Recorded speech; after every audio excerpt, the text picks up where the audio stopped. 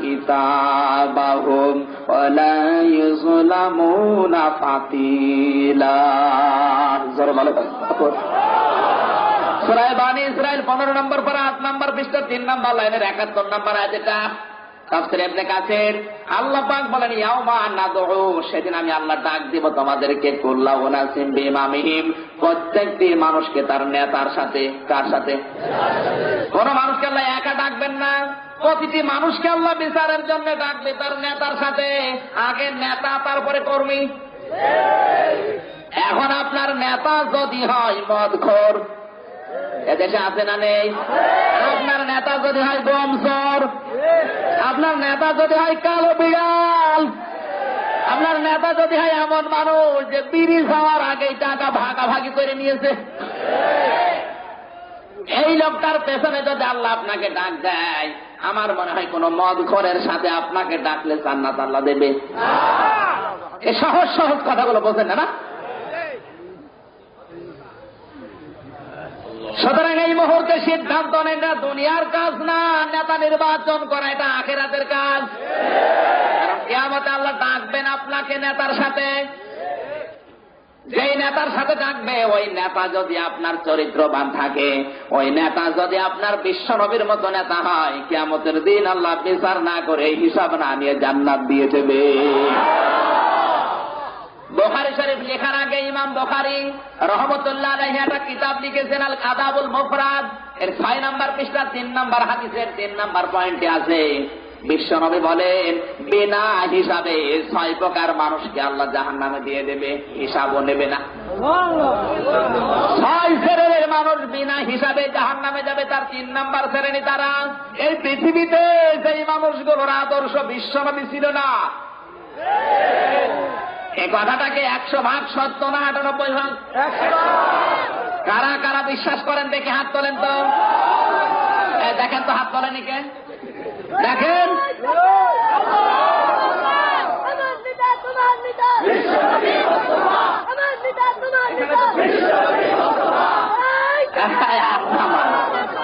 হাত তোলা না, এবার তোলাচ্ছে আপনাদের হাত। হাত যারা তুললেন এবার কান লাগান। নবীর হাদিস আগে না আপনি আগে? হাদিস আগে রাখতে হবে, কারণ মৃত্যুর পরে কিন্তু আপনি আর আপনি নেই। আপনার নামও পাল্টিয়ে যাবে, আপনার লাশ ও নাম হয়ে যাবে লাশ। সুতরাং আপনার অস্তিত্ব এখন বিলিয়ে দেন। এই মুহূর্তে নবীর হাদিস যারা বললেন 100% সত্য, সত্য কথা বলবো। রাগ করবেন না তো? রাগ করলে আমার উপর না করে এই হাদিসটাকে যে বাদ দিয়ে দেন। বুখারী শরীফ লেখার আগে ইমাম বুখারী লিখেছে যেমন তেমন কিতাব না, আর যেমন তেমন মানুষও না। এই হাদিসগুলো লেখার আগে 2 রাকাত করে নামাজ পড়তেন, আগে যায় নামাজে ঘুমিয়ে যেতেন। বিশ্বনবী স্বপ্নে এসে বলতেন বুখারী হাদিসটা লিখো, তারপরে লিখতেন। যেমন তেমন লোক না। এখানে কান লাগান, 100% সত্য যারা বিশ্বাস করলেন, যদিও আমার গায়েও লাগতে পারে, আমি তাও বলবো। কিয়ামতের দিন মুহাম্মদুর রাসূলুল্লাহ সাল্লাল্লাহু আলাইহি সাল্লাম বাদ দিয়ে অন্য কেউ যদি পৃথিবীতে কারা আদর্শ হয়, ওই লোকটা হাসি হোক, গাজী হোক, নামাজি হোক, রোজাদার হোক, যাই হোক না কেন, আল্লাহ বলেন কোন হিসাবও নেবে না, আল্লাহ বিচারও করবে না। বিনা হিসাবে, বিনা বিচারে আল্লাহ তারে বলবে তুই জাহান্নামী। হাদিসটার সত্য প্রমাণ করার জন্য আমি আরেকটা হাদিস বলছি, কান লাগান। নবীজি বলেছেন এই পৃথিবীতে আমি ইন্তেকালের পরে কিয়ামত পর্যন্ত যদি মুসা নবী আসে, হযরত ঈসা নবী আসে, মুসলিম শরীফের হাদিসে এই 2জন নবীর নাম আছে। এই 2টা নবী যদি পৃথিবীতে আসে, আর আমার আদর্শ বাদ দিয়ে কোন মানুষ যদি হযরতে মুসা নবীকে গ্রহণ করে, হযরত ঈসার আদর্শ মেনে নেয়, আমি বিশ্ব নবী বলছি আল্লাহ পাক ওই লোকটাকে জাহান্নামে দেবে। কারণ লাকাদ কানা লাকুম ফি রাসূলিল্লাহি উসওয়াতুন হাসানা, উসওয়াতুন হাসানা হিসাবে পৃথিবীতে কাউকে মেনে নেওয়া জায়েজ নেই। উসওয়াতুন হাসানা হিসাবে শুধু মানা যায় বিশ্ব নবী মুহাম্মদুর রাসূলুল্লাহকে। এটাকে বানিয়ে বললাম।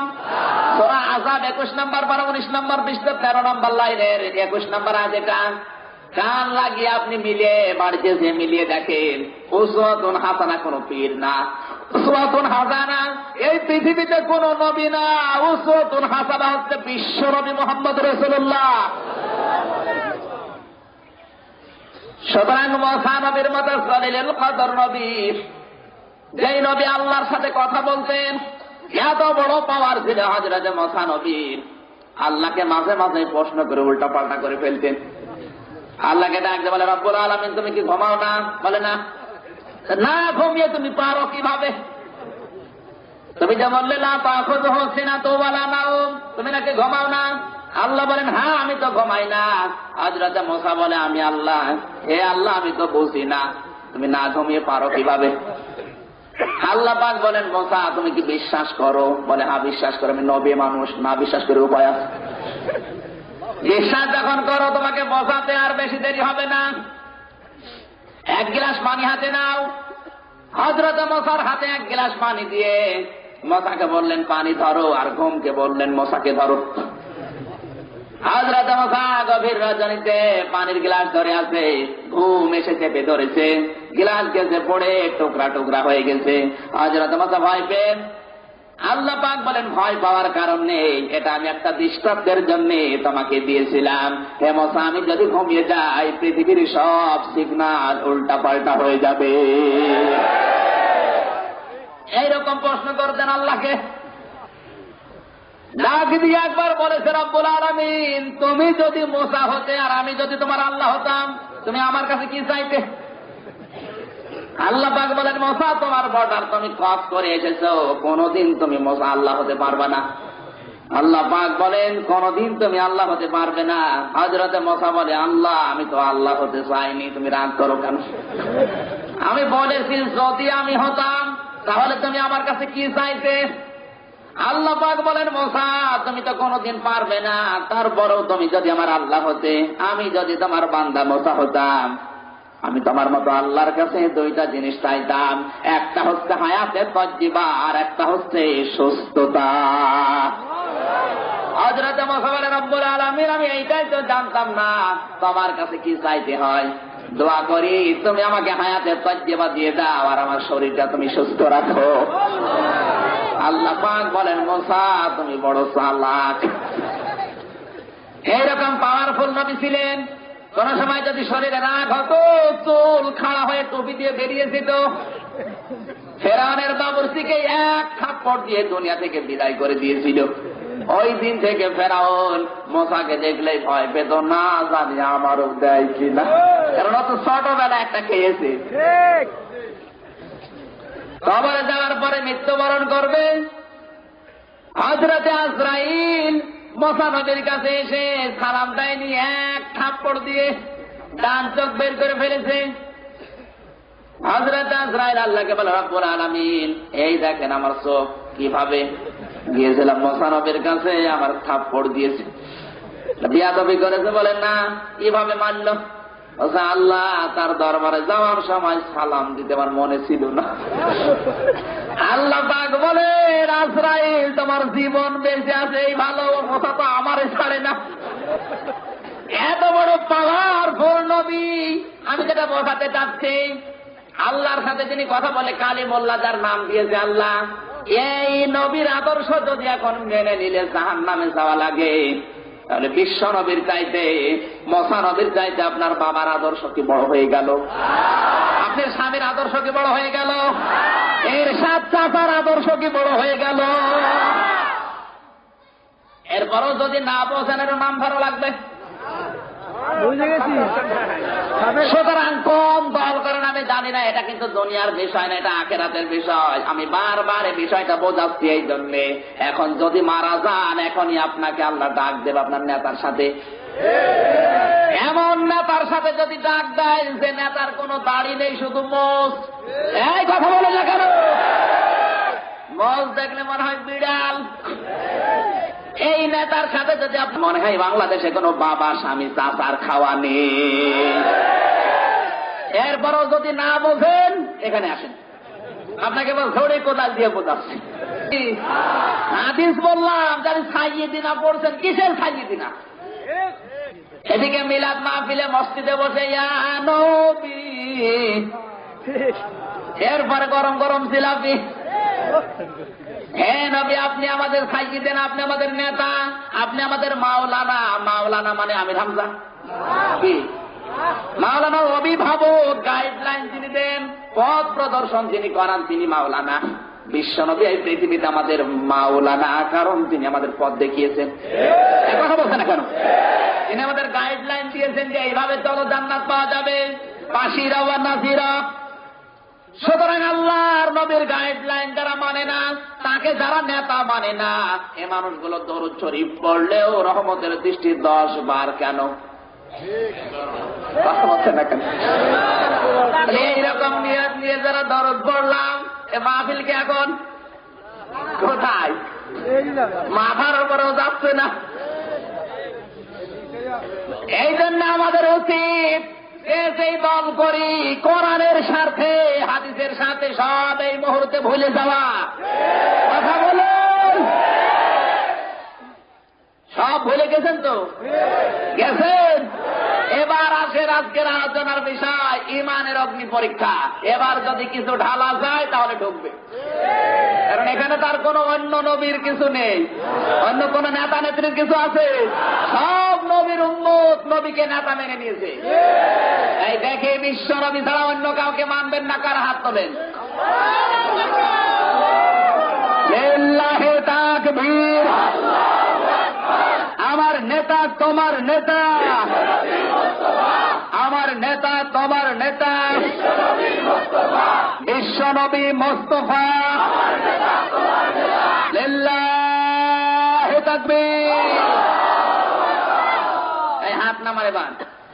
আলোচনার সাবজেক্ট কি বললাম? ইমানের অগ্নি পরীক্ষা। কারণ এই নবীকে নেতা মানতে গিয়ে সাহাবা একরামের জীবনে কি হয়েছে ওইগুলো এবার কোরআন দিয়ে তোমাদেরকে বোঝাচ্ছি, শুনবেন তো? তেলাওয়াত করেন, আউযু বিল্লাহি মিনাশ শাইতানির রাজীম, বিসমিল্লাহির রহমানির রহিম, আলিফ লাম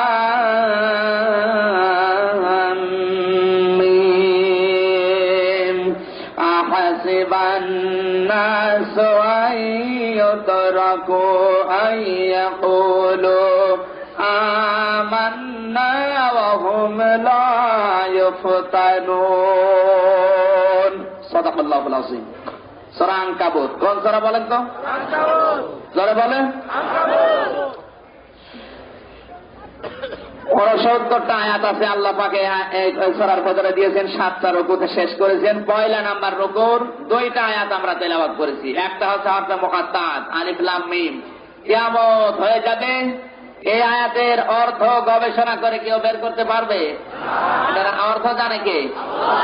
আজ অনেক দরবার থেকে ফকির ফাকরা যারা আয়াতের অর্থ বের করে। আল্লাহু আ'লামু বিমুরাদিহি। আসল অর্থ জানে কে? আল্লাহ এবং তার রাসূল জানে। পৃথিবীতে আর কাউকে অনুমতি দেয়নি যে অর্থ বের করার জন্য। আর এদের কাজ কাম নেই, কোরআন বোঝার চেষ্টা করে না। যেগুলো আল্লাহ নিষেধ করেছে ওইগুলোতে হাত দেয়। আহাসিবান নাস, আল্লাহ পাক বলেন তোমরা কি, মানুষ যারা আছে ওরা কি ধারণা করে, মনে করে আইয়াতরাকু আইয়াকুলু আমান্না, যে ওরা শুধু বলবে যে আমরা ঈমান আনলাম, এ কথা বলার কারণে আমি আল্লাহ তাদের ছেড়ে দেব। অহুম লা ইফতানুন, কোন পরীক্ষা করা হবে না। কে বলছেন? আল্লাহ। জোরে বলেন। আল্লাহ। আমি আল্লাহ অবশ্যই তোমাদেরকে পরীক্ষা করব, কারণ এই পৃথিবীতে পরীক্ষা ছাড়া অতীতে কেউ জান্নাত পায়নি, এখন পাবে না, ভবিষ্যতেও পাবে না। এখন কেউ পাচ্ছে? অতীতের ইতিহাসের দিকে তাকান, এই পৃথিবীতে কেউ পরীক্ষা ছাড়া আল্লাহর জান্নাত পায়নি। উদাহরণ দিকে আমি বলি, এক যুবতী মেয়ে সুন্দর একটা কলসিতে, লাল কলসিতে পানি নিয়ে, মাটির কলসিতে পানি নিয়ে কাকে করে যাচ্ছে বাড়ির দিকে। এক যুবক রাস্তা দিয়ে যাওয়ার সময় দেখে সুন্দর কলসি ওই যুবতী মেয়ের কাকের উপরে। আফসোস করে বলে, রব্বুল আলামিন, তুমি যদি আমাকে মানুষ না বানিয়ে একটা কলসি বানাতে, তাও তো এই যুবতীর কাকে চড়া যেত। কথা বোঝার চেষ্টা করেন, এখানে শিক্ষা আছে। কলসের জবান খুলে গেছে মনে করেন, কলস তখন মানুষের ভাষায় ডাক দিয়ে বলে, যুবক, এই সুন্দরী রমণী গোসল করে নদী থেকে যায়, এর কাপড় ভেজা, শরীরও ভেজা, এর শরীর ভেজা, শরীরে আমি একটা মাটির কলসি আছে। এই দৃশ্য দেখে তোমার হিংসা হয়, তোমার আফসোস লাগে। তুমি কি জানো এই কলসি এই কাকে উঠতে কত পরীক্ষা দিতে হয়েছে? তুমি তো কিছুই টের পাও না রাস্তায় দাঁড়িয়ে। আমি তো এই মা কাকের উপরে ছিলাম না, এই যুবতীর কাকের উপরে উঠতে গিয়ে আমি ছিলাম একটা কাদা মাটি। সেখান থেকে আমার মনিব কোদাল দিয়ে, শাবল দিয়ে বিভিন্ন কায়দায় ওলট পালট করে মনে করলাম এই মনে হয় শেষ হয়ে গেল, জীবনে আর আজরাইল আসবে না। কিছুক্ষণ পরে দেখি পানি দিয়ে কয়েকদিন পোষাতে দিল। 7 দিন একাধারে পচতে আরম্ভ করলাম, মনে করলাম জীবনের পরে ঝড় শেষ। 7 দিন পরে মালিক এসে ওইটা আবার কোদাল দিয়ে ওলট পালট করে, পা দিয়ে ছানা দেয়, আমার মাজা হাড় সব উল্টা পাল্টা হয়ে গেছে। মনে করলাম আল্লাহ, জীবন মনে হয় গেল গেল, আর থাকবে না। এরপরেই শেষ না, আমাকে নিয়ে গেল কোমরের কাছে, সুন্দর করে ধরায় আর নিজের মন মতো করে তৈরি করে। কতবার যে আমি ভেঙেছি, আমার কত বন্ধু আমার সামনে জীবন দিয়েছে, এ পর্যন্ত আসতে পারে নাই। অনেকেই শেষ হয়ে দুনিয়া থেকে বিদায় নিয়েছে, এই কলসি পর্যন্ত উঠতে পারে নাই। আমি একবার 2বার না, কয়েকবার ভাঙ্গার পরে এ পর্যন্ত তৈরি হয়েছি। মনে করলাম হাড়গোড় যখন শেষ হয়ে গেল, আর মনে হয় সামনে পরীক্ষা নেই। কিছুদিন পরে দেখি ওগুলো রোদের উপরে দিয়েছে শোকাতে। সূর্যের এই বিশাল তাপ প্রতাপে আমার শরীর পোড়া গরম হয়ে যায়। একেবারে ঠনঠনে আওয়াজ যখন আমার ভেতর থেকে বের হয়, তখন মনে করলাম আর মনে হয় কোনো জায়গায় দেবে না। এরপরে দেখি জাহান্নামের আগুনের ভেতরে আমার দিল। জাহান্নামের আগুনের ভেতরে দেওয়ার পরে একাধারে 3-4 দিন জ্বালান আরম্ভ করেছে, লাল টকটকে হয়ে গেছে। মনে করলাম আর মনে হয় কোনো জায়গায় দেবে না। ওখান থেকে বের করে মালিক আমাকে কান ধরে উঁচু করে কয়েকটা থাপ্পড় দিল। 1টা 2টা না, 4-5টা থাপ্পড় দিয়ে দেখে যে আমি আসলে ঠিক আছি কিনা। অনেক বন্ধুকে থাপ্পড় দিয়েছে, অনেক বন্ধু দুনিয়া থেকে বিদায় নিয়েছে, কিন্তু আমি এখনো টিকে আছি। এরপরে চুল কান দিয়ে, রং দিয়ে, সাদা কালো লাল দিয়ে আমাকে দড়া কাটা করে সুন্দর করে বানিয়ে বাজারে বিক্রি করে, যেই লোকটা নিয়ে কেনার জন্য, বিক্রি করার জন্য, বিক্রিত মাল কেনার জন্য এসেছে, এ পর্যন্তই না, আমাকে ওই লোকটাও নিয়ে কান ধরে থাপ্পড় দেয়, বাঁশ দিয়ে দেখ আমি ঠিক আছি কিনা। এ পর্যন্তই না, বাড়িতে নিয়ে গেল, তার মেয়ের কাছে দিল, মেয়ে গোসল করতে এসেছে। এরপরে আমি এই যুবতী মেয়ের কোলের উপরে, তুমি রাস্তায় দাঁড়িয়ে আন্দাজে ধারণা করো যে কোলে ওঠা খুব সহজ। একটা যুবতী মেয়ের কোলের উপরে ওঠা যদি এত কষ্ট হয়ে থাকে, ওই যুবতী মেয়ের কাকের চাইতে, কোলের চাইতে আমার আল্লাহর বানানো জান্নাতের দাম কি গো। বিশ্বনবী এই জন্য বলেছেন, দুনিয়া সিজনুল মুমিন ওয়া জান্নাতুল কাফির। পৃথিবীর জমিন হচ্ছে মুমিনদের জন্য জেলখানার মতো, আর কাফের যারা ওদের জন্য জাহান্নামের মতো। কাফের যারা ওদের জন্য বেহেশতখানার মতো। জেলখানার বেহেশতের পার্থক্য কি? জেলখানায় কোন মানুষ যদি একবার যায়, পরবর্তীতে আবার যেতে চায় না। জেলখানায় যত আরাম থাক না কেন, মানুষ কিন্তু থাকতে চায় না, চিন্তা করে আল্লাহ আমি কখন বের হব। খালেদা জিয়া 16 দিন অবরুদ্ধ আছে, সব কিছু তার কাছে পৌঁছানো হয়, এরপরেও কিন্তু তার মন ভালো নেই। কথা বললেন না কেন? কারণ আটকা থাকা মানুষের ভালো লাগে না। আমি যতবার জেলে গেছি কোনদিন আমার জেলখানায় ভালো লাগেনি, কারণ আটকা। খালি মনে হয় যে কখন বের হব, কখন বের হব। এই পৃথিবী যদি মুমিনদের জন্য জেলখানা হয়, আমার মনে হয় নবীর হাদিস অনুযায়ী মুমিন কোনদিন দুনিয়ায় টিকে থাকার জন্য চেষ্টা করে না।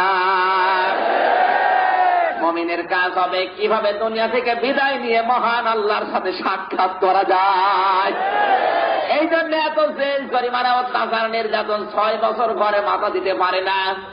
অনেক যুবক বাংলাদেশে আছে 6 বছর স্ত্রীর কাছেও থাকতে পারে নাই। আমি মানিয়ে বললাম, ফরিদপুরে হয়তো নেই। এদেশের অবস্থা এত কঠিন হয়ে দাঁড়িয়েছে, এরপরেও মানুষ ইমানটা রক্ষা করার জন্য আজও কোন অনেক ইমানদার আছে মাথা নত করে না। ওরা জানে যে জীবন যাবে, রক্ত যাবে, জীবনটা যাওয়ার পরে আমার মহান আল্লাহর সাথে সাক্ষাৎ হবে।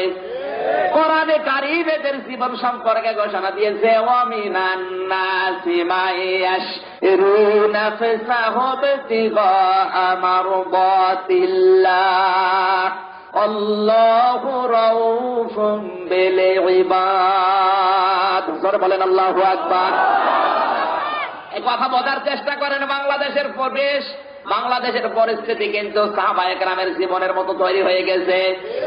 এখন যদি আমরা ওই ত্যাগ তিতিক্ষা কোরবানি দিতে পারি, ইমানের এই অগ্নি পরীক্ষায় টিকে থাকতে পারি, হযরতে খাব্বাবের মতো আল্লাহ জান্নাত দিয়ে দেবে। অনেক মানুষ এমন আছে, সূরা বাকারা 2 নম্বর পারা 11 নম্বর পৃষ্ঠা 4 নম্বর লাইনে 207 নম্বর আয়াতটা আল্লাহ পাক বলেন, অনেক মানুষ এমন আছে, এই মানুষগুলো শুধু আল্লাহর মহব্বতে, আল্লাহর ভালোবাসায় উদ্বুদ্ধ হয়ে নিজের জীবন পর্যন্ত দিয়ে দেয়। এই মানুষগুলোর উপরে আমার আল্লাহ অতি দয়ালু। সরে বলেন সুবহানাল্লাহ। আমরা যত উল্টা পাল্টা ধারণা করি না কেন, আশেপাশে নাম দিয়ে তাদের ঘৃণা করি না কেন, জীবন দিয়ে দিচ্ছে আব্দুল কাদের মোল্লা, এরপরেও পিছু হটে না।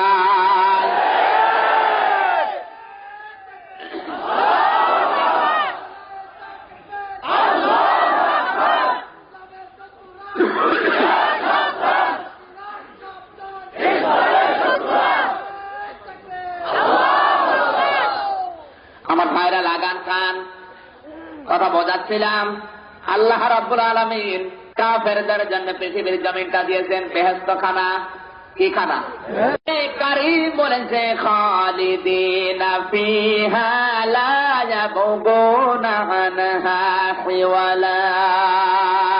সূরা কাহফ 16 নম্বর পারা 3 নম্বর পৃষ্ঠা 13 নম্বর লাইনে শেষ নম্বর উপরে 109 নম্বর 8 নম্বর আয়াতটা আল্লাহ পাক বলেন, কোন মানুষ যদি জান্নাতে যেতে পারে কোনদিনও আর বের হতে চাইবে না। দুনিয়া যদি বেহেশতের মতো হয় কাফেরদের জন্য, এই জন্য দেখা যায় বাংলাদেশে যারা কাফের ওরা বাংলাদেশ ছাড়তে চায় না, দুনিয়া ওরা ছাড়তে যাবে না। টার্গেট দিয়েছে 50 সাল। ওদেরকে যদি বলা হয় আওয়াদু আহাদুহুম লাউ ইউআম্মারু আলফা সানা, 1000 বছর তোমাদের হায়াত বাড়িয়ে দেওয়া হবে, ওরা 2 হাত তুলে বলে আলহামদুলিল্লাহ। আজ এই দেশের দিকে তাকান, কাফের যারা ওরা সহজে মরতে চায় না। কথা বলছে না কেন? কাফেররা সহজে মরতে চাচ্ছে। ওদের হায়াত যত বাড়িয়ে দেবেন ওরা তত খুশি। ওদের জীবনের টার্গেটও বেশি, এই করব সেই করব। দুনিয়ায় টিকে থাকার জন্য যাদের কাজকর্ম, আল্লাযীনা যাল্লা সা'য়ুহুম ফিল হায়াতিদ দুনিয়া ওয়া হুম ইয়াহসাবুনা আন্নাহুম ইউহসিনুনা সুনআ। সূরা কাহফের 104 নম্বর আয়াত আল্লাহ পাক বলেন, যারা কাফের তাদের কাজ হচ্ছে দুনিয়ায় টিকে থাকার জন্য, তাদের নির্বাচন দুনিয়ায় টিকে থাকার জন্য। কথা বলছে না কেন? যা করে তারা লোক দেখানোর জন্য করে, আর বলে যে আমরাই ভালো পথে আছি। ওহুম ইয়াহসাবুনা আন্নাহুম ইউহসিনুনা সুনআ, ওরা ধারণা করে যে আমরা এই দেশের পক্ষে, আর বাকিগুলো সব রাজাকার। মনে করছে না? মনে করছে আমরা এই দেশের স্বাধীনতা অর্জন করেছি, আমরা এই দেশের পক্ষে, আর বাকিগুলো সব স্বাধীনতার দুশমন। এই জন্য 8 বছরের ছেলেকে ওরা রাজাকার বানিয়ে ফাঁসি দিয়ে দিচ্ছে। চেতনায় রাজাকার। আর ওনার 5 বছরের ছেলে চেতনায় মুক্তিযুদ্ধ। কথা বলছে, শয়তানি রাজব কোথায়? ওদের কাজ যা দুনিয়ায় সব টিকে থাকার জন্যই করবে। কিভাবে পৃথিবীতে টিকে থাকা যায় যা করবে মানুষ দেখানোর জন্য করে দেয়। নির্বাচন একটা দিয়েছে, লোক দেখানোর জন্য দিয়েছে। কথা বলছে না কেন? নির্বাচন বলা যায় মানুষ দেখানোর জন্য একটা দিয়েছে, হয় হোক না হয় না। না ভোটে 153 জন তো হয়েছে, মানুষ তো দেখেছে নাকি? ধরে বলে সুবহানাল্লাহ। মানুষের এই গণতান্ত্রিক অধিকার যারা নষ্ট করেছে, মানুষের এই ভোটের অধিকার যারা বন্ধ করে দিয়েছে, কোরআনের ভাষায় আমরুহুম শুরা বাইনাহুম আয়াত অনুযায়ী ওরা হচ্ছে জালেম। কথা বলেন না কেন? মানুষের অধিকার যারা নষ্ট করে দেয়, মানুষের হক যারা মেরে খায়, ওরা হচ্ছে জালেম। সুতরাং বাংলাদেশে যে নির্বাচন হয়েছে, এই নির্বাচন অনুযায়ী আমার মনে হয় এই আয়াত প্রমাণ করে দেশে এখন জালেম, কোনো সন্দেহ নেই।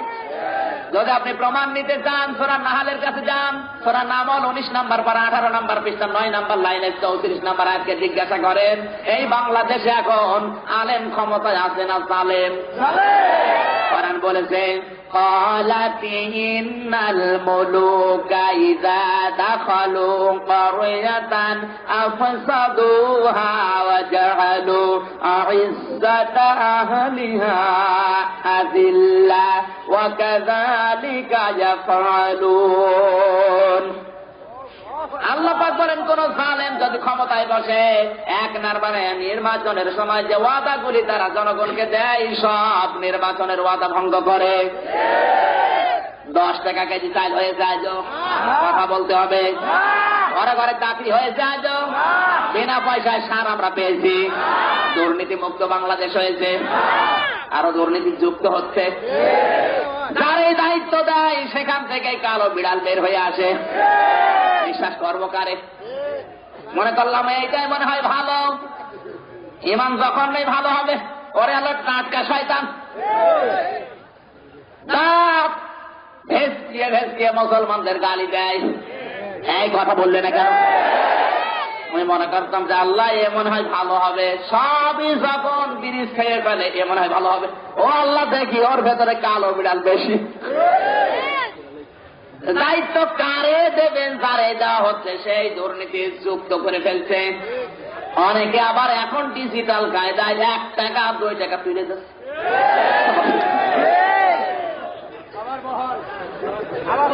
4,500 কোটি টাকা, তার কাছে টাকা মনে হয় না, 1 টাকা 2 টাকা টাকা মনে হয়। 1 টাকা 2 টাকা যদি উঠে যায়, আমরা ভ্যান ভাড়া দেবো কি দিয়ে?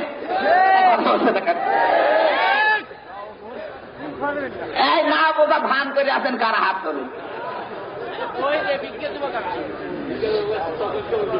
আমার ভাইরা কান লাগান, যে কথাটা বলছিলাম, নির্বাচনের সময় যতগুলো ওয়াদা তারা দেবে, জালেম যারা হবে তারা সব ভঙ্গ করবে। 2 নম্বরে ওই দেশে ইজ্জত আহলিহা আযিল্লাহ, সম্মানিত মানুষদেরকে তারা অসম্মান করবে, অপদস্থ করবে, আর উল্টা পাল্টা কেস কাম দিয়ে তারা ছেলে নিয়ে যাবে। এই আয়াতটার সাথে বাংলাদেশ মিলান তো হচ্ছে না, হচ্ছে না? অনেকে আছে এলাকায় সভাপতি হয়ে আছে, সেক্রেটারি, চিন্তা করে কোন কাজ যখন নেই, এলাকায় যারা নামাজ রোজা করে ওদের নামে কেস দিয়ে ধরিয়ে দিচ্ছে। ক্ষমতা আছে, মানুষ দেখবে। আল্লাহওয়ালা মানুষ নামাজ পড়ে কিছু বলছে না, আন্দাজে বলে রাজাকার ছিল, এর বাবা ছিল রাজাকারের, ধরো। এই দেশে আছে না নেই? যদি নাই থাকবে তা আমার নামে দিয়েছে কেন? বাচ্চা রাজাকার বলেন। আমার বাবারও জন্মের সময় হয়নি,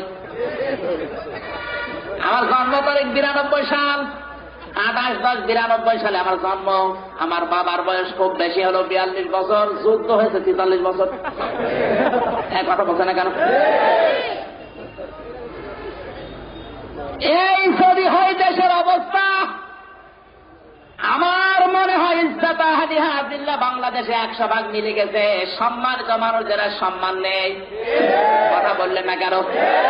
এদেশে যারা সম্মান পাওয়ার যোগ্য তাদের সম্মান আছে, যারা অসম্মানের পাত্র তাদের আজ মানুষ দেখলে সম্মান করে। পৃথিবীর নিয়ম হবে, ছাত্র যদি শিক্ষককে দেখে তাহলে আদব দেখাবে, সালাম দেবে, কথা বললেন না কেন? কিন্তু বাংলাদেশের নিয়ম দেখেন, অনেক ছাত্রকে শিক্ষক সালাম দিয়েছে, বাবা তুমি কেমন আছো? বিশ্ববিদ্যালয় দেখি, স্কুল কলেজ বিশ্ববিদ্যালয়ের দিকে তাকান, ছাত্রকে দেখে শিক্ষক বলে বাবা তুমি ভালো আছো তো? ভয়ে। এই জন্য আশরাফ আলী থানভী লিখেছেন, যেই দেশে ছাত্র শিক্ষকের দাম সমান হয়ে যায়, যেই দেশে আলেমের দাম আর জালেমের দাম সমান হয়ে যায়, যেই দেশে নারী আর পুরুষের দাম সমান, ওই দেশে ইনসাফ বলতে কিছু থাকে না, থাকে সব অবিচার। এক মরিদ নিয়ে পীর সাহেব যাচ্ছে দেশে দেশে, এমন এক দেশে পৌঁছেছে যে দেশে তেলের দাম আর ঘির দাম সমান সমান। উনি লিখেছে কিতাবে, মরিদ ডাকতে বলে, হুজুর ঘির দাম যেহেতু সস্তা, ঘি খেয়ে মোটা হয়ে যাব। পীর সাহেব বলে, দেখো ভুল করো না। মরিদ বলছে, হুজুর আপনার কথা মানি না, কারণ ঘি যেহেতু সস্তা আমি মোটা হব। মনের মতো ঘি খাচ্ছে, কিছুদিনের পরে ভুড়ির ছায়ে জোতা, ঘাড়ের ছায়ে জোতা। আল্লাহর কি সারা ওই দেশে 2 চোর চুরি করতে গিয়ে এক বাড়ির প্রাচীর ছিল দুর্বল, এক চোর প্রাচীরের নিচে পড়ে গেছে মারা, আর এক চোর মামলা দিয়েছে হাইকোর্টে, এই বাড়িওয়ালা দুর্বল করে প্রাচীর বানিয়েছে, এই জন্য আমার চোরা বন্ধু মারা গেছে, আমি বিচার চাই। বিচারক ডাকতে বলে, বাড়িওয়ালাকে ধরে নিয়ে আসো। বাড়িওয়ালা বলে, স্যার আমার তো দোষ না, আমি তো মশলা ঠিকই দিয়েছি, দোষ হচ্ছে রাজমিস্ত্রির। ও কেন দুর্বল করে বানিয়েছে? বলে, তোরে খালাস করে দিলাম, নিয়ে আয়। রাজমিস্ত্রি বলে, স্যার দোষ আমার না, দোষ হচ্ছে জোগাইলেন, ও পানি বেশি দিয়েছে। জোগাইলে বলে, দোষ আমার না, দোষ আছে ওই হাতিওয়ালার। আমি যখন মশলা তৈরি করি, হাতি দৌড় দিয়ে বালতিতে লাথি দিয়ে পানি ফেলে দিয়েছে, তোরে মাফ করে দিলাম, নিয়ে আয়। হাতিওয়ালা হাতিওয়ালা বলে, দোষ আমার না, দোষ ওই মহিলার। ও স্বর্ণের অলঙ্কার পরে যাচ্ছিল, আমার হাতি ভয় পেয়ে দৌড় দিয়েছে। ঠিক আছে, তোরে মাফ করে দিলাম, কোথায় সেই মহিলা? মহিলা বলে, দোষ আমার না, দোষ আছে স্বর্ণকারের। স্বর্ণকার বেশি ঝনঝনে আওয়াজ দিয়েছে। কোথায়? স্বর্ণকার যখন এসেছে তাকিয়ে দেখে একবারে হ্যাংলা, শরীর একেবারে চিকন। ফাঁসির জন্য দড়ি নিয়ে আসা হলো, তোর ফাঁসি হবে, কারণ তুই বেশি দিয়েছিস ঝনঝনে আওয়াজ, এর জন্য তোরা মারা গেছে। দড়ি নিয়ে আসা হলো বিদেশ থেকে, দড়ি ওর গলায় যায়, দড়ি বেরিয়ে যায়, গলার সাথে দড়ির মিল নেই। জল্লাদ ডাকতে বলে, স্যার আপনার রায় তো কার্যকর হয় না। বলে, কেন? এ দড়ির সাথে গলার মিল নেই। জজ বলে, না আমি রায় দিয়েছি, কার্যকর হতেই হবে। এরকম মোটা গলা পাওয়া যায় কোথা ধরে নিয়ে? সারা দেশ খোঁজার পরে দেখা গেল ওই সেই মরিদ খেয়ে মোটা হয়েছে। ওরে ধরে নিয়ে আসার পরে বলে, তোর ফাঁসি হবে। বলে, আমার অপরাধ, তোর ঘাড় মোটা। ফাঁসির দড়ি গলায় দেবে, তাকে দড়ির সাথে গলার একেবারে মিল। ফাঁসি দেওয়ার সময় বলে, তোর জীবনের শেষ কথা কি? বলে, শেষ কথা আমার পীর সাহেব কোথায় আমি দেখবো। নিয়ে পীর সাহেব কোথায় আছে? পীর সাহেব যখন এসেছে বলে, হুজুর এই দেখেন আমার অবস্থা, কোনো দোষ করিনি, এরপরেও 1 লক্ষ মা বোনের ইজ্জত হরণের দায়িত্ব দিয়েছে আমার। 1 লক্ষ মা বোনের ইজ্জত হরণের কেস যদি আমার নামে থাকে, প্রতিদিন আমি 313টা করে ধর্ষণ করিস। আমার মাজা থাকার কথা বলছে না কেন? দেশে জাতির পিতা তো আমার হওয়া দরকার। কথা বলেন না, জাতির পিতা তো আমার হওয়া দরকার। আমি 313টা করে প্রতিদিন মেরিস, আমার দেয় না, দিয়েছে অন্যজনের। আপনি আমার বিচার করেন। বলে, দেখ তোর ফাঁসি আমি বাঁচিয়ে দেব, বুদ্ধি আছে। তোকে যখন ফাঁসি দেবে আমি কান্নাকাটি করবো যে আমার মুরিদকে ছেড়ে দেন, ফাঁসি আমার দেন। তুই বলবি, না আমার পীর সাহেবকে ছেড়ে দেন, আমার দেন, বাকি কি হয় আমি দেখবো। ফাঁসি যখন দেবে পীর সাহেব বলেন, না আমার মুরিদকে বাঁচিয়ে দেন, আমারে ফাঁসি দেন। মুরিদ বলে, না আমার পীর সাহেব বেঁচে থাকা, আমারে দেন। জল্লাদ চিন্তা করেন, আমি দেব কারে? জজের কাছে বিচার গেল, জজ বলের ভেতর রহস্য আছে, দাঁড়া বাদশার কাছে যাই। বাদশা বলে, দাঁড়া আমি আগে জিজ্ঞাসা করি। বলে, হুজুর আপনি কেন মরতে চান? আপনার তো দোষ নেই, দোষ আপনার মুরিদের, ওর গলা মোটা, ও 50 বছর কোরআনের তাফসীর করেছে, এইটাই দোষ। ডাক দিয়ে বলে, আমি কেন এই দড়ি গলায় নিতে চাই বলবো না। বলে, হুজুর বলতে হবে আপনাকে। হুজুর ডাক দিয়ে বলে, বাদশা নামদার আমি চোখ বন্ধ করে দেখলাম, এই দড়ি যে গলায় নেবে মরার সঙ্গে সঙ্গে সে জান্নাত পেয়ে যাবে। বাদশা ডাক দিয়ে কত আকাম করলাম জীবনে, জসিমের মতো মানুষকে রাজপথে হত্যা করার পরে ডান্স দিলাম, গুনাহ মাফ হবে কিনা জানি না। যত আকাম জীবনে করেছি মাপ পাওয়ার সম্ভাবনা নেই। এই দড়ি গলায় নিয়ে যদি মরার পরে জান্নাত পাওয়া যায়, ফাঁসি কারো দেওয়ার দরকার নেই, আমারে দে। ফাঁসি হবে কার, হচ্ছে কার। তেলের দাম ঘির দাম সমান, যে দেশে নারী পুরুষের দাম সমান, ফাঁসি যারা দিতে চায় ওর হবে না, ফাঁসি হবে কিন্তু ওই রকম একজনের। আরো নিচে নামা লাগবে। আমার ভাইরা এই জন্য কান লাগাতে হবে। আল্লাহ রাব্বুল আলামিন বলেন, জালেম ক্ষমতায় গেলে 2 নম্বরের কর্মসূচি হবে সম্মানিত মানুষদের ধরবে আর জেলখানায় নিয়ে যাবে, অপদস্থ করবে। বাংলাদেশের সম্মানিত যারা, যাদেরকে আল্লাহর ফেরেশতারা সম্মান দেয়, এদের আজ রাজাকার বানিয়েছে, এদেরকে বানিয়েছে জঙ্গিবাদ। এদের কাছে বোমা তালাশ করে। এই কথা বলছে না কেন? শয়তান ডক্টর আসগর আলী ঢাকা বিশ্ববিদ্যালয়ের অধ্যাপক ঘোষণা দিয়েছিল, এই মরহুম ডক্টর আসগর আলী শয়তান, যে মাদ্রাসাগুলো বাংলাদেশে বন্ধ করে দাও। সাংবাদিকরা জিজ্ঞাসা করে, কেন বন্ধ হবে মাদ্রাসা? এরা তো আল্লাহর নবী, বিশ্ব নবী মোহাম্মদ রাসূলুল্লাহর অনুসারী। এই ডক্টর শয়তান আসগর আলী বলেছে, এই ছাত্রগুলো মাদ্রাসায় যারা লেখাপড়া করে, সেই নবীর অনুসারী, ওই নবী মোহাম্মদ ছিল বড় সন্ত্রাসী। তার বিচার বাংলাদেশে হয়নি যে নবীকে সন্ত্রাসী বলে গালি দিয়েছে। এই দেশে বিচার হয় এই দেশে যদি কেউ শেখ মুজিবকে গালি দেয়।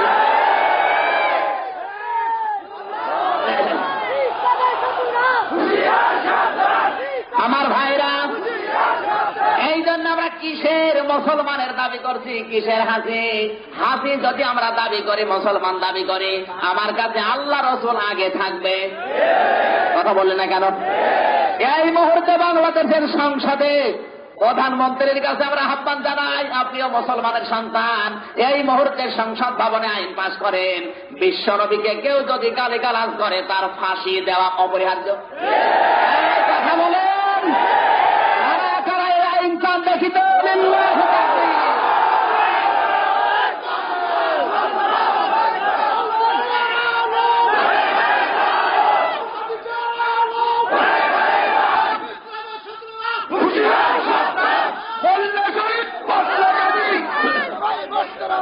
আমরা সবাই মরতে রাজি,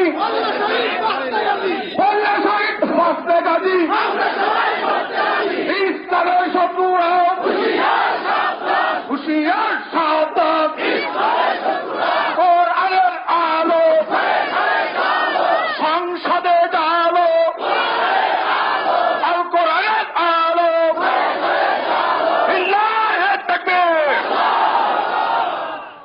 আমার মনের যাতে কবুল করে নেবে। নিঃস্বার্থ ভাবে আমরা দিয়েছি, কোন স্বার্থ আছে আমাদের? পরে বলুন, বঙ্গবন্ধুকে গালি দিয়ে যদি তার ফাঁসি হয়, বিশ্ব নবীকে গালি দিয়ে তার ফাঁসি দেওয়া লাগবে। কারণ এই পৃথিবীর সব নেতার চাইতে আমাদের নেতা মোহাম্মদ রাসূলুল্লাহ সবার উপরে। বলেন, আর একে ফাঁসি দিয়ে গালি দেওয়ার পরে আজ পর্যন্ত জেলখানায় জীবিত আছে, কোলাঙ্গারের ফাঁসি হয় না। আপনি এই দেশের কোন নেতা নেত্রীকে গিয়ে গালি দিয়ে দেখেন তো আপনার কি হয়। আমাদের এই মুহূর্তে সিদ্ধান্ত নেওয়া দরকার, পৃথিবীতে জালেম যারা আসবে, যুগে যুগে তারা সম্মানিত মানুষদের অসম্মান করেছে, কিয়ামত পর্যন্ত তারা করবে। 3 নম্বরে আল্লাহ পাক বলেন, রব্বুল আলামিন বলেন, 3 নম্বরে জালেমদের কাজ হবে এই পৃথিবীর ময়দানে সব জায়গা তারা বিশৃঙ্খলা তৈরি করবে। আমরা যে উচ্ছৃঙ্খল না, পৃথিবী প্রমাণ পেয়েছে, হয়নি? কোরআনের উপর আমাদের বিশ্বাস আছে আঘাত, কারণ কোরআন বলেছে আল্লাযীনা ইউকিমুনাস সালাতা ওয়া ইউতুনাজ যাকাতা ওয়া হুম রাকিউন, সূরা মায়েদা 55 নম্বর আয়াত।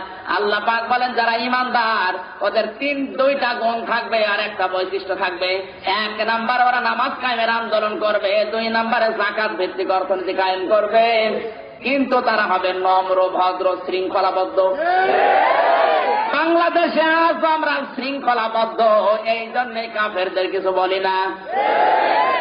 আমার মনে হয় যা অত্যাচার হয়, যত নির্যাতন হয়, 14 টুকরো করলেও গাছ হাল মেটে না।